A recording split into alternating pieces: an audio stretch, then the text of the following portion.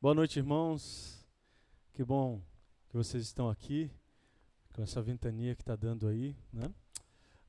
Nós vamos começar a nossa aula de escola bíblica e nós vamos falar sobre a volta de Jesus, continuar falando, né? Semana passada nós falamos sobre reconhecer o inimigo, então agora nós vamos falar sobre quando Jesus voltará. Esse assunto, inclusive, a gente está lendo com as minhas filhas, né, sobre Apocalipse. Então a gente vai chegar nesse ponto aí, filhas. Ok? Quando Jesus voltará. Antes, vamos orar? Feche seus olhos, vamos orar ao Senhor. Senhor, nós queremos pedir, com perdão dos nossos pecados, que o Senhor possa falar a cada um dos nossos corações. Que em nome de Jesus possamos ter essa aula de escola bíblica e aprender mais do Senhor, que é o nosso Deus querido, Salvador. Pedimos então, Pai, que o Senhor fale conosco em nome de Jesus. Amém.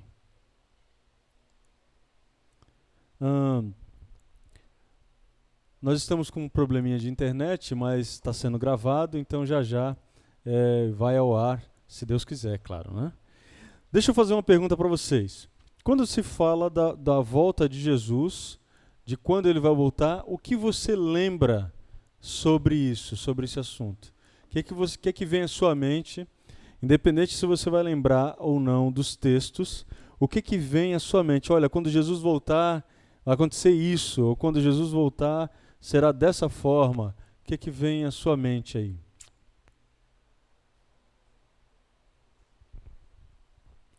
Ok? Agora falem comigo. Eu sei que vocês estão falando entre é, julgamento, ok? Quando Jesus voltar, ele vai julgar todas as coisas e todas as pessoas, ok? Que mais?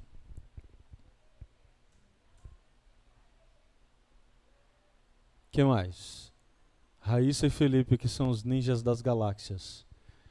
O que vai acontecer quando Jesus voltar? Ou como ele vai voltar? Ou quando ele vai voltar? Ou quais aspectos dessa volta serão claros a todos? Ok. Estou vindo aqui, aham, isso. Ninguém sabe a hora que ele vai voltar, né? Os apóstolos perguntaram, mas quando é que o Senhor vai voltar? Olha, ninguém sabe o dia que eu vou voltar, só o Pai sabe. A ideia é de que não é para vocês conhecerem nada do que diz respeito ao futuro, né? Também tem o fato de que será visível, todo olho verá. O outro fato é como ele a volta dele será como um relâmpago que sai do Oriente e se mostra no Ocidente. Então, o mundo inteiro vai saber que Jesus está voltando. Então, para a gente se adequar ou alinhar a visão, nós precisamos saber que a volta será da seguinte forma: será súbita, assim, ninguém espera e Jesus volta. Será pessoal, porque cada uma das pessoas vai ver e cada um dos seus, aqueles que conhecem, vai reconhecê-lo. Será visível, porque será visível no mundo inteiro, ele não vai se revelar aqui, como tem aparecido muitos charlatões dizendo, não, eu sou Jesus, já é a segunda vinda. Ninguém nem sabe quem é o malandro lá, e o cara está se identificando dessa forma. E também será corpórea. Nós precisamos lembrar que quando Jesus ressurge, ele ressurge em seu corpo, só que agora glorificado. É o mesmo corpo. E quando ele sobe aos céus, ele não volta a morrer e as pessoas veem o Espírito subindo. Ou quando ele sobe aos céus, é o corpo glorificado e ele mesmo que sobe aos céus.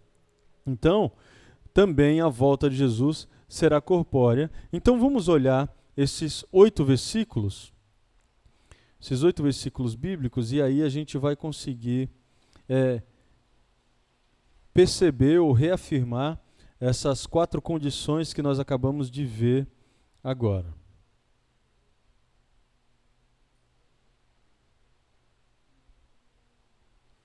Mateus 24, 44.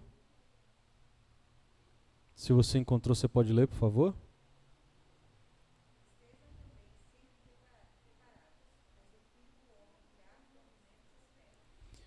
Estejam também sempre preparados, porque o Filho do Homem virá quando ninguém menos espera. Então, é súbito. A coisa vai acontecer assim, ninguém está esperando, está todo mundo muito tranquilo e contente, e Jesus voltará. Vamos para João? João capítulo 14, versículo 3. João 14, versículo 3. A Bíblia diz assim: E quando tudo estiver pronto, virei buscá-los para que estejam sempre comigo onde eu estiver. Pessoal, eu vou vir buscar a cada um de vocês e vocês vão estar comigo onde eu estiver. Então a coisa, ela não é só súbita, mas ela é pessoal. Atos capítulo 1, versículo 11, se você encontrou, por favor.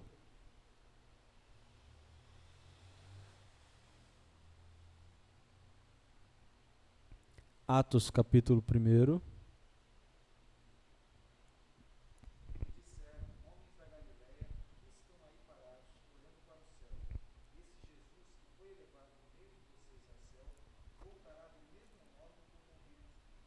Ok.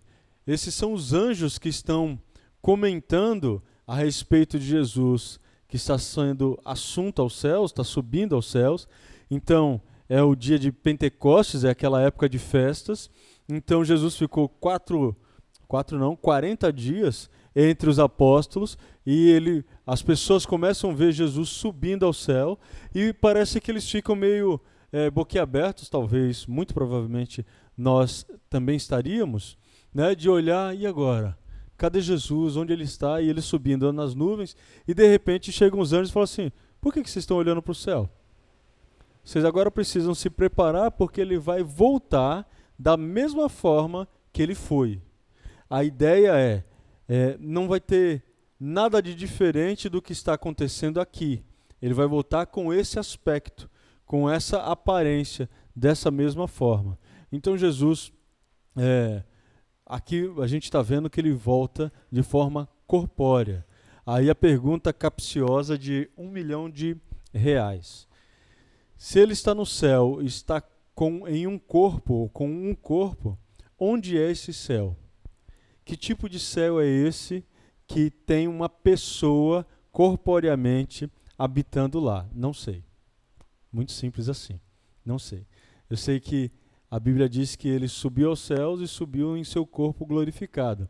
Corpo esse que vocês devem lembrar, que ele aparenta, ele vai lembrar quem é Jesus, mas ainda assim tem algumas coisas diferentes. Então, você vai lembrar, por exemplo, os dois no caminho de Emaús, Jesus estava caminhando, tinham duas pessoas no caminho de Emaús e de repente Jesus chega perguntando: sobre o que vocês estão conversando? E aí os dois no caminho de Emaús: você não sabe o que aconteceu com um varão galileu, que ele foi crucificado? Aí ele fala: conte-me mais. E aí eles começam a conversar. Os discípulos de Jesus estavam conversando com o próprio Jesus, mas não conseguiam reconhecer a esse Jesus. Mas, ao mesmo tempo, quando a gente vai para o finalzinho do Evangelho de João, Pedro está pescando e de longe ele avista Jesus na praia e ele diz: é o mestre. E ele se atira na água e vai nadando para encontrar Jesus. Então ele guarda uma aparência, mas ainda assim tem algumas diferenças. Isso é o chamado corpo glorificado. Paulo vai falar depois, em Corinto e também em Tessalonicenses, que nós, da mesma forma que Jesus obteve um corpo glorificado, ressurreto, nós também teremos. Então vai haver também uma mudança. Obrigado, Ronaldo. Vai haver também uma mudança quanto a isso. Não sei se todos serão gordinhos e sem colesterol, ou se todos de repente vão ganhar uma magreza fantástica do nada, mas o fato é que o corpo glorificado vai acontecer com cada um de nós, semelhantemente ao que aconteceu com Jesus. Vamos ver, primeira carta de Paulo aos Tessalonicenses, capítulo 4, versículo 16. Se você tiver perguntas ou quiser complementar, você pode comentar e a gente vai aqui conversando a respeito disso, ok? 1 Tessalonicenses 4,16. Olha o que a Bíblia diz: pois o Senhor mesmo descerá do céu com um brado de comando, com a voz do arcanjo e com o toque da trombeta de Deus. Primeiro os mortos em Cristo ressuscitarão. Aí o 17, depois com eles nós, os que estivermos vivos, seremos arrebatados nas nuvens ao encontro do Senhor nos ares. Então estaremos com o Senhor para sempre. O que a Bíblia está dizendo aqui é que o retorno de Jesus vai ter um alarde e vai ser visível em toda a face do planeta. Então os primeiros, imaginem, se Jesus voltasse hoje, todos veriam os mortos sendo devolvidos para serem julgados. Então, os mortos ressurgirão primeiro e depois nós seremos arrebatados para o céu. Hollywood vai perder feio no dia que Jesus voltar. Porque imagine quantas e quantas pessoas morreram e quantas serão julgadas. Imagine os tipos e tipos de mortes que houveram, quantas pessoas morreram afogadas e não foram encontradas, e Deus vai operar um milagre, vai devolver o espírito de cada um ao seu devido corpo, e todos eles serão julgados, e aí sim a decisão no julgamento será céu ou inferno. Céu ou inferno. Perguntas até aqui? Sim, fale, Denise.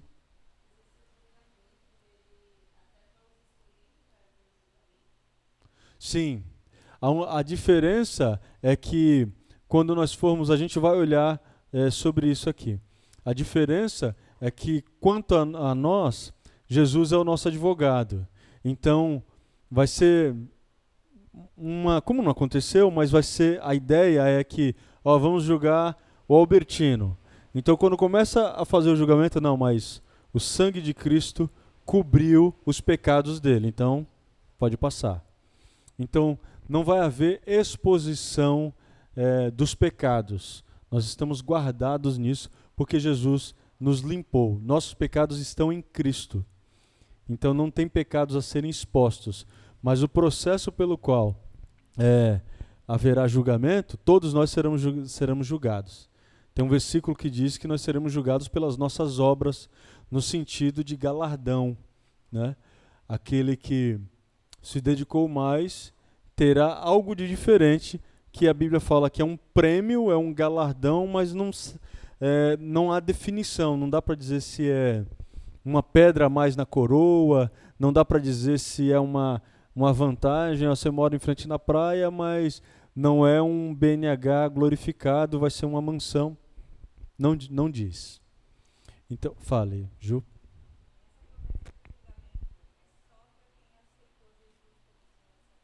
Isso. A promessa de julgamento e do sangue de Jesus cobrindo os pecados é para aquele que tem Cristo como seu único e suficiente Salvador. Entendeu? Lembrando, ter Cristo como para amenizar talvez algumas outras perguntas. Ter Cristo como único e suficiente Salvador não quer dizer ser presbiteriano. Quer dizer que Cristo, que Deus, antes mesmo da fundação do mundo, encontrou aquela pessoa, elegeu aquela pessoa, e em um determinado momento ela tem um encontro com Jesus. Independente da igreja que ela estiver, se ela tem Cristo como seu único e suficiente Salvador, é obediente ao mandamento, porque é isso que a gente vai ver na parábola das 10 noivas ou 10 virgens. Então isso é o garantidor de que vai para o céu. Nós temos marcos cronológicos que, olha, eu tive um encontro com Jesus dia tal, mês tal, ano tal, que seja. Mas as pessoas podem ter esse encontro no leito de morte, por exemplo. Faltando ali 5 minutos para morrer, alguém chega e fala assim, olha, você precisa de Cristo na sua vida. Aí a pessoa realmente, mesmo sem falar, por exemplo, ela tem Cristo como seu único e suficiente Salvador, acabou. Os pecados delas estão perdoados, né? Então não é o marco cronológico da nossa conversão. Tem muito mais a ver com o plano eterno do que conosco. E aí o julgamento vai acontecer. A Bíblia diz que aqueles que não têm a Cristo, eles serão ressurretos para morrer de novo. Eles serão julgados e vão morrer de novo, e daí serão lançados no inferno. A gente valoriza ou fala pouco disso, né? A gente presbiteriano nesse sentido. Mas é uma realidade. As pessoas dizem, não, vou aproveitar mais a vida, vou fazer isso ou aquilo. E a gente não sabe quando Jesus vai voltar. Ele pode voltar amanhã, pode voltar daqui 10 minutos. A gente vai ver que existem sinais da volta dele, mas a Bíblia também está dizendo que vai ser súbito. Então eu posso achar assim, não, eu vou viver minha vida bem tranquilinha, eu não preciso me dedicar tanto, e de repente Jesus volta, né? Hebreus 9, 28.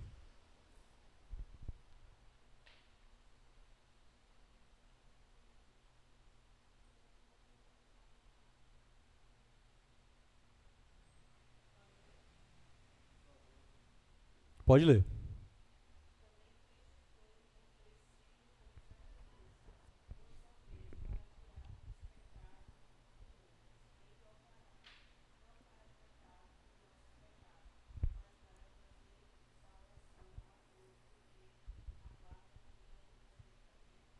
Ok.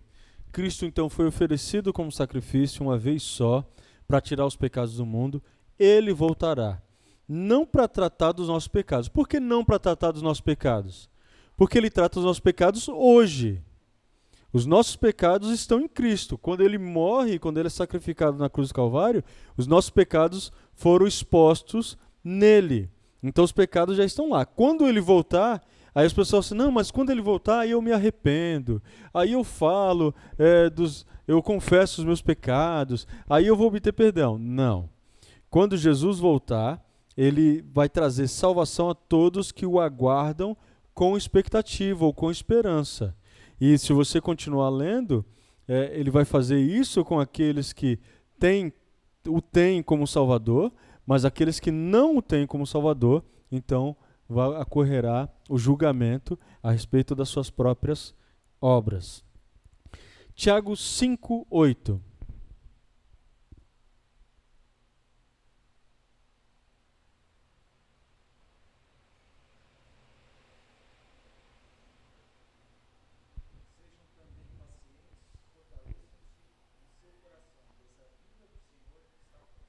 Ok. Isso revela que nós precisamos, de alguma forma, ansiar pela volta de Jesus. Sejam também pacientes, fortaleçam-se em seu coração, pois a vinda do Senhor está próxima.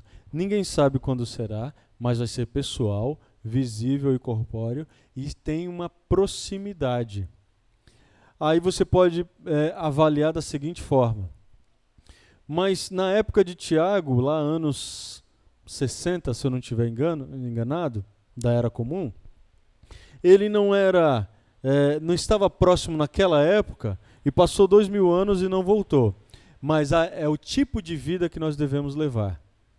Ela está próxima porque se Jesus tivesse voltado na época de Tiago, nenhum de nós existiria. Nós existimos. Temos Cristo como nosso único e suficiente Salvador. Como é o meu modo de vida? Como é a minha esperança? A minha esperança é que Jesus possa voltar daqui 30 segundos, ou amanhã, não importa. O modo pelo qual eu vivo é sempre para agradar um Deus que está à porta e já irá voltar. Se essa for a minha expectativa, então eu já entendi aquilo que Cristo fez na cruz do Calvário, e eu sei que o meu estilo de vida é um estilo de vida que atende à volta do Senhor. Ficou claro ou não? Não? Sim? Não? Sim, Denise?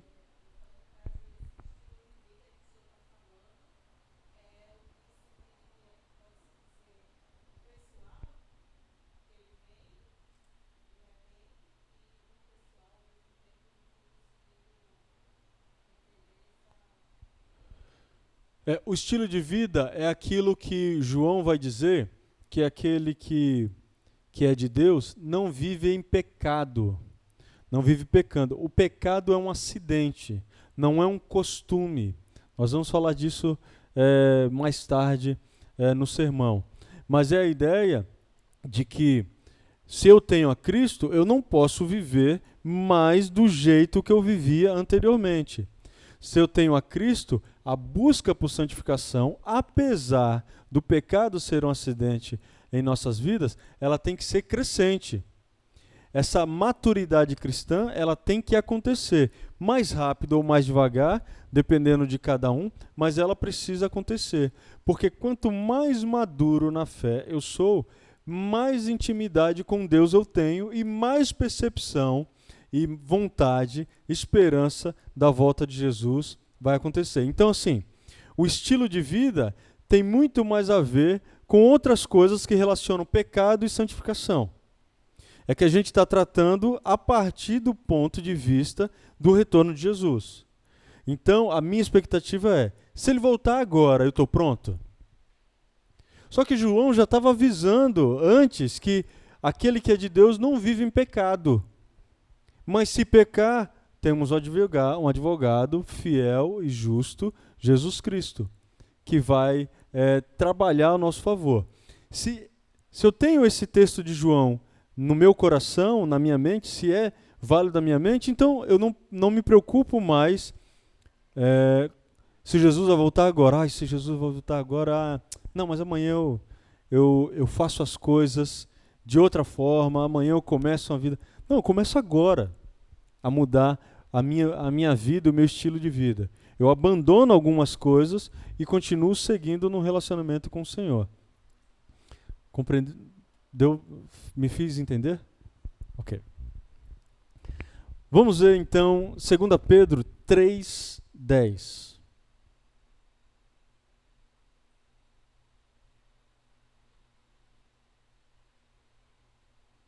Se você encontrou, por favor.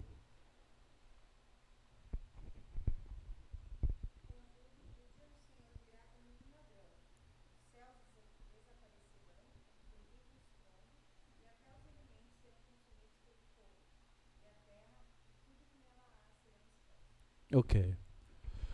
Pedro está dizendo que vai ser um alarde tão grande que a terra inteira vai ouvir um estrondo. Então, para você que tem medo de trovão, daquele que estrala assim, essa semana tiveram alguns, né? Que estoura assim, que parece que foi dentro do seu quarto. Vai ser algo parecido ou ainda pior, nesse sentido.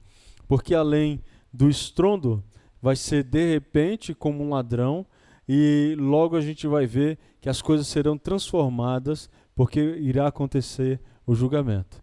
A Bíblia está dizendo aí que as coisas serão consumidas pelo fogo, e a terra e tudo que nele há vai ser exposto. O que é ser exposto? Vai ser revelado como as coisas são de verdade. Porque por enquanto a gente vê, como Paulo diz, a gente vê como se fosse através de um espelho. A gente vê uma imagem, mas não é real. É uma imagem, reflete o meu rosto, mas aquilo não é real. É um reflexo, mas não é real. E a Bíblia diz que o nosso relacionamento com Deus é assim. Eu tenho um relacionamento de intimidade com Ele, mas por causa dos meus pecados, por causa do meu corpo caído, ainda assim não é plenamente revelado. Quando nós tivermos o corpo glorificado, então a gente vai poder bater papo com Jesus.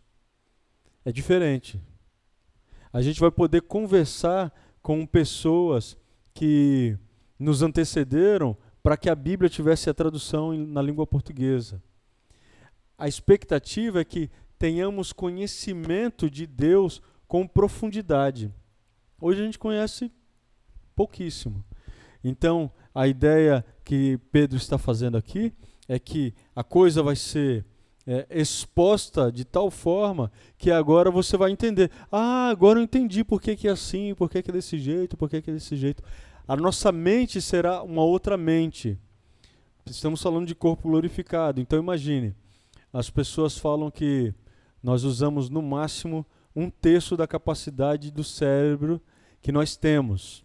Então imagine o que é um corpo glorificado e você poder usar toda a capacidade intelectual que temos. Imagine, agora devaneio meu, né?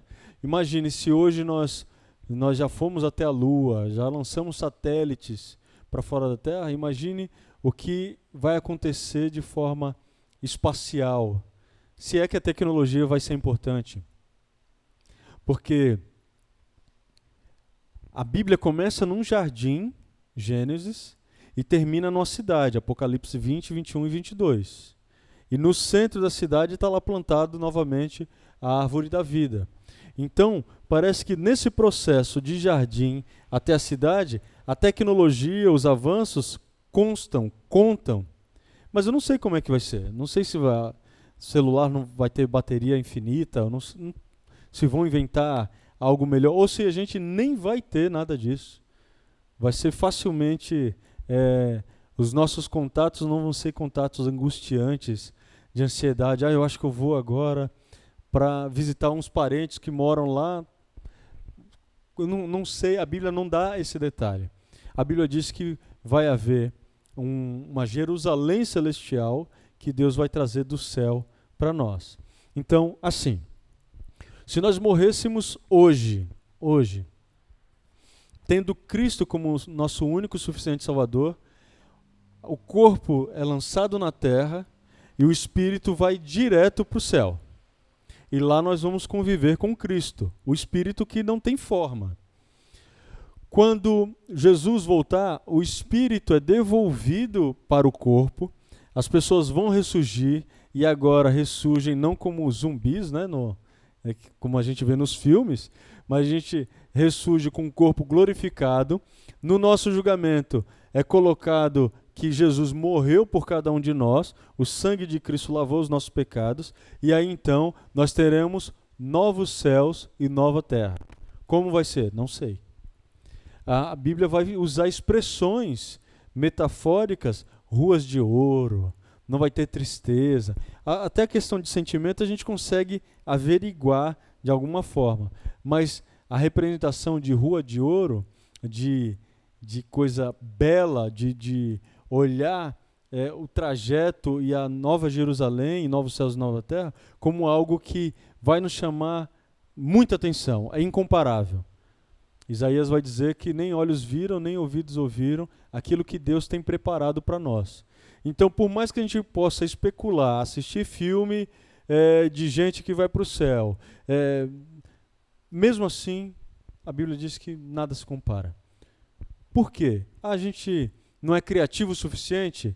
A Bíblia não dá todos os aspectos da coisa? É porque a gente ainda tem uma mente pecaminosa.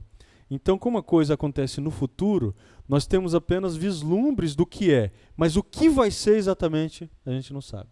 Por isso que Isaías escreve, olha, nem olhos viram, nem ouvidos ouviram aquilo que Deus tem preparado para nós. A gente pode achar, puxa, o louvor hoje foi muito bom, imagina como vai ser no céu. Então, a gente consegue ter momentos de alegria e de prazer com Deus, na terra, mas ainda assim o melhor momento que você teve ou tem com Deus não é comparado àquilo que está preparado para nós. Essa que é a ideia.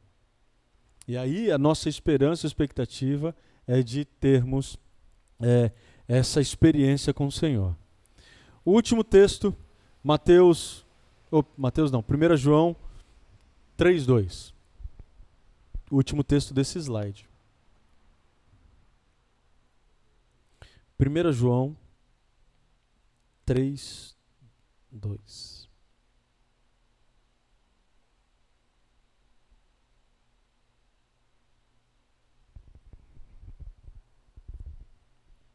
Se você encontrou, pode ler, por favor.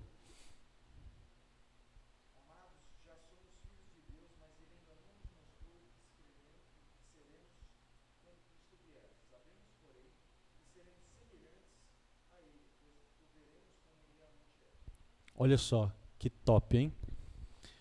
Nós somos filhos de Deus, mas Ele ainda não nos mostrou como seremos. Como vai ser de verdade, a gente ainda não sabe. Mas temos a garantia de que somos filhos de Deus. Então, a ideia, a expectativa, a esperança aqui é de que nós seremos semelhantes a Ele. Então, de alguma forma, nós vamos manter alguma aparência, né?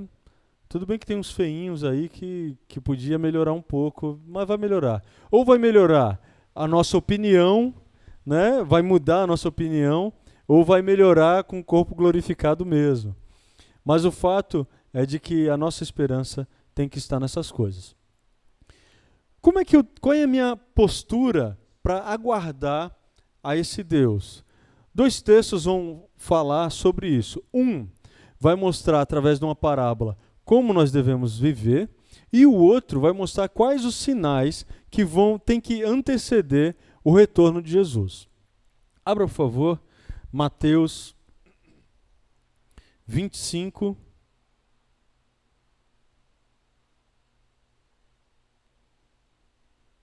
versículo 1 ao 13. 25, 1 ao 13. Olha o que a Bíblia diz. Então o reino dos céus será como as 10 virgens que pegaram suas lamparinas, ou lâmpadas, né? E saíram para encontrar-se com um noivo. 5 delas eram insensatas, 5 prudentes. As 5 insensatas não levaram óleo suficiente para as lamparinas, mas as outras 5 tiveram o bom senso de levar óleo de reserva. Como o noivo demorou a chegar, todas ficaram sonolentas e adormeceram. À meia-noite, foram acordadas pelo grito: Vejam, o noivo está chegando, saiam para recebê-lo. Todas as virgens se levantaram e prepararam suas lamparinas. Então, as 5 insensatas pediram às outras: Por favor, deem-nos um pouco do óleo, pois nossas lamparinas estão apagando. As outras, porém, responderam: Não temos o suficiente para todas. Vão e comprem óleo para vocês. Quando estavam fora comprando óleo, o noivo chegou. Então, as 5 que estavam preparadas entraram com ele no banquete do casamento, e a porta foi trancada. Mais tarde, quando as outras 5 voltaram, ficaram ao lado de fora, chamando: Senhor, Senhor, abra-nos a porta. Mas ele respondeu: A verdade é que não as conheço. Portanto, vigiem, pois não sabem o dia e nem a hora da volta. Toda vez que a Bíblia fala sobre óleo, óleo da unção, óleo para se encher a lamparina, é sinônimo de se encher do Espírito. A relação entre óleo e unção na Bíblia sempre tem a ver com o direcionamento do Espírito. O que a Bíblia está dizendo é que haviam 10 pessoas e todas as 10 receberam um espaço para guardar algo do Espírito. O que está acontecendo aqui é que algumas se importaram em encher o seu espírito com esse óleo, ou ter óleo suficiente para caminhar, buscaram espiritualmente firmeza para caminhar até o noivo. Outras 5 não. Outras 5 viviam achando que aquele pouquinho de óleo que tinha, a forma como ela poderia viver, era suficiente. O grande problema aqui é que, como o noivo pareceu demorar, e demorou mesmo, as 10 noivas ou virgens, elas dormiram. Então veja, não é pecado dormir. Não há pecado nenhum em meio a essa expectativa, essa demora do noivo, nós temos períodos de descanso. Não tem problema algum. O grande problema é que, antes disso, pelo menos 5 delas, a metade, não se preparou para a chegada do noivo. Então elas questionaram, elas pediram: por favor, me dê óleo e tudo mais. E como era perto da meia-noite, seria inclusive difícil ter algum tipo de comércio aberto. Então elas devem ter demorado ainda mais. Então a Bíblia, o final da parábola diz que nós precisamos vigiar porque nós não sabemos nem o dia e nem a hora da volta do noivo. Noivo é a expressão que é usada para Jesus e a noiva é a expressão usada para a igreja. Então, a expectativa da igreja é que nós devemos sempre nos encher do óleo do Espírito para nos prepararmos para o retorno de Jesus, ao qual nós não sabemos nem a hora e nem o dia em que ele vai voltar. Esse é o nosso modus operandi. Esse é o nosso estilo de vida que precisamos buscar, ser mais cheios do Espírito. Agora, ao mesmo tempo, a Bíblia nos dá sinais de como nós devemos nos colocar diante dos fatos que antecedem a Jesus, ao retorno de Jesus. Então, existe sim algumas coisas que irão acontecer, e aí, a partir dessas coisas, as pessoas estão dizendo: olha, Jesus está voltando. Mas não porque o texto bíblico está dizendo que está próximo à vinda e eu preciso me preparar, mas porque as pessoas estão olhando esses sinais que nós vamos ler em Mateus 24 e está tentando fechar as contas para dizer: olha, é o ano que vem, tal dia, está muito perto. Então nós vamos olhar Mateus 24 e vamos ver Quais são esses sinais?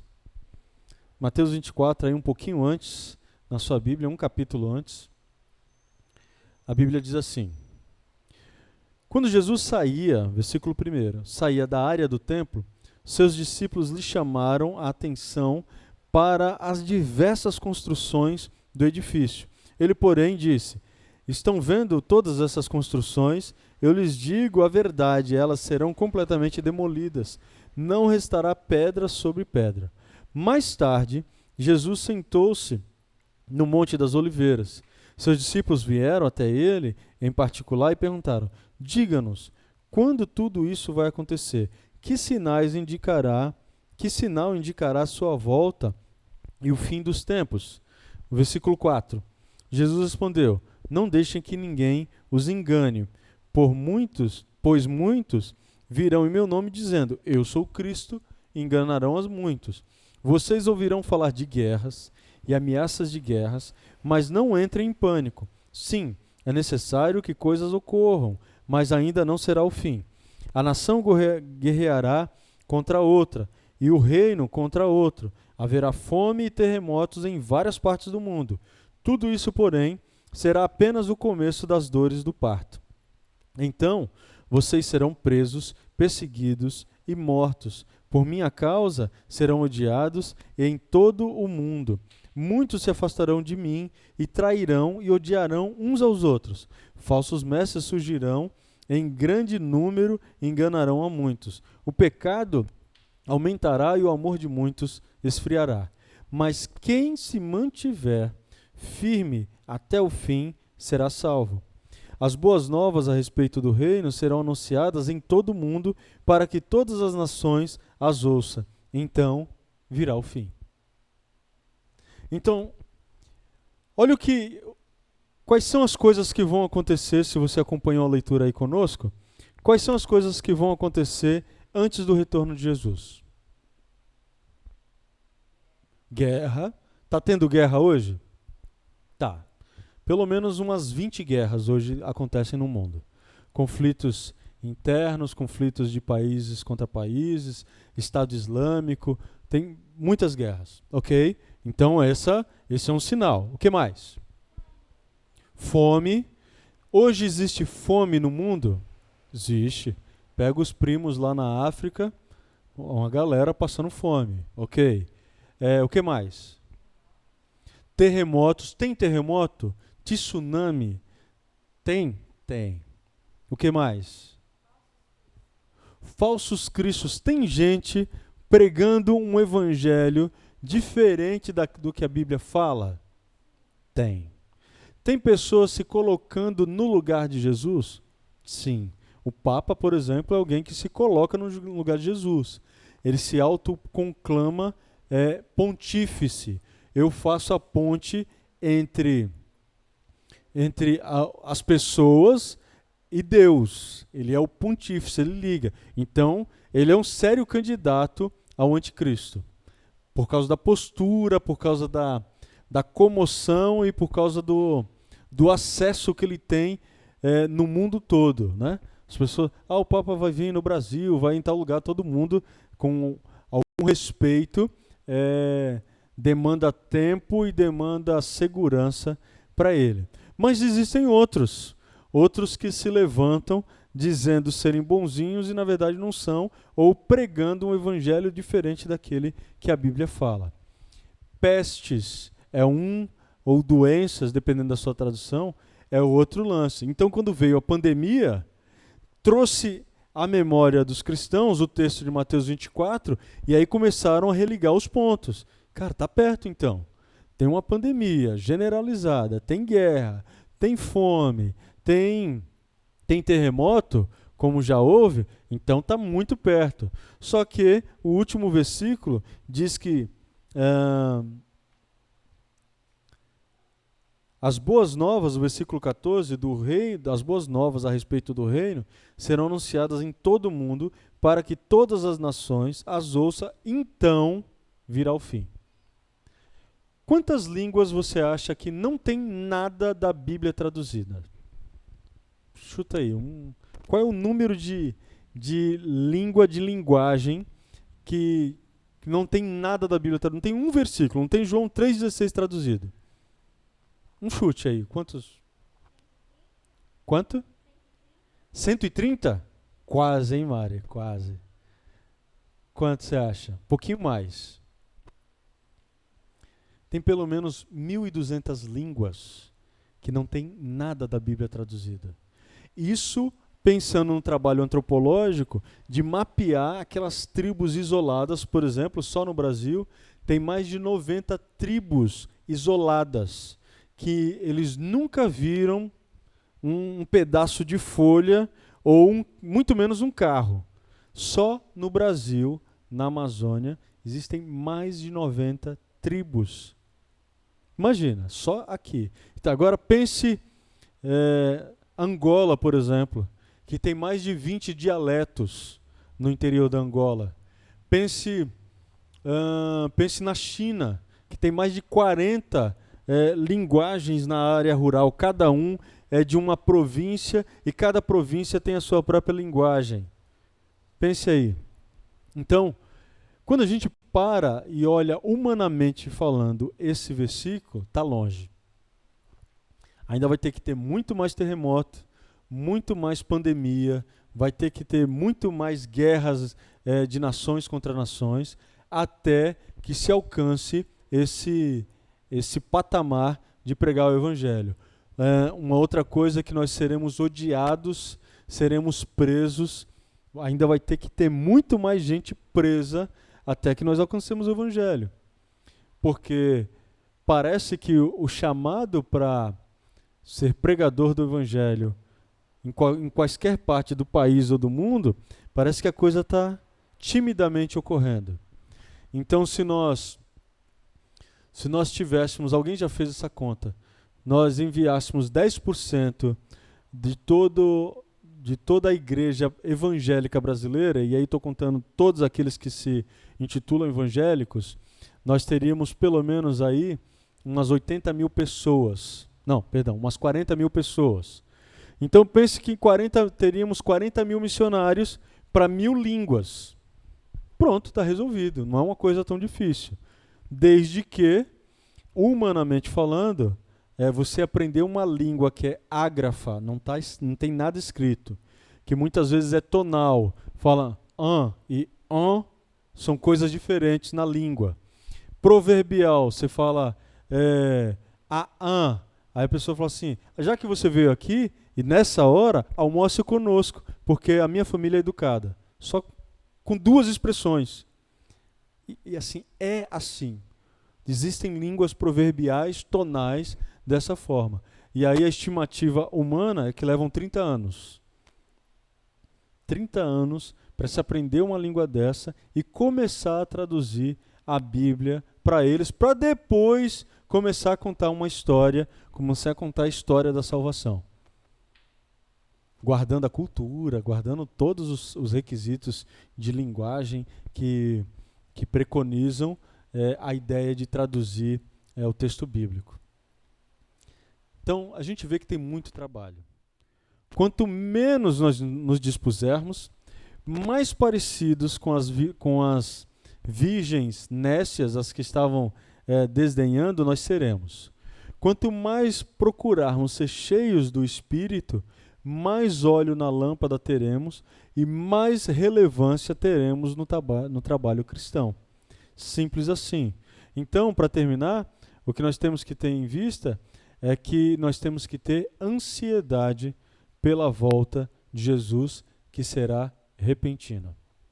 Pode acontecer a qualquer momento, mas a minha postura é estar preparado hoje, agora, porque se Jesus voltar, eu terei óleo do Espírito, eu terei o coração cheio do Espírito e eu estarei preparado a servir a Deus a qualquer momento, em qualquer lugar. Abandonar coisas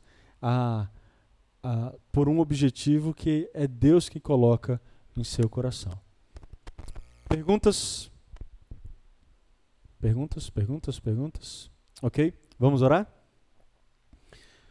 Senhor, nós queremos mais uma vez ser agradecidos pela salvação que temos em Ti. e queremos estar preparados para o teu retorno, Senhor. Ter nossas lâmpadas cheias de óleo, sermos cheios do Espírito, para que, quando o Senhor voltar, repentinamente, nós possamos estar preparados e assim poder cear com o Senhor, ter nosso corpo glorificado, a mesma semelhança do Senhor, e assim viver em novos céus, nova terra, contigo.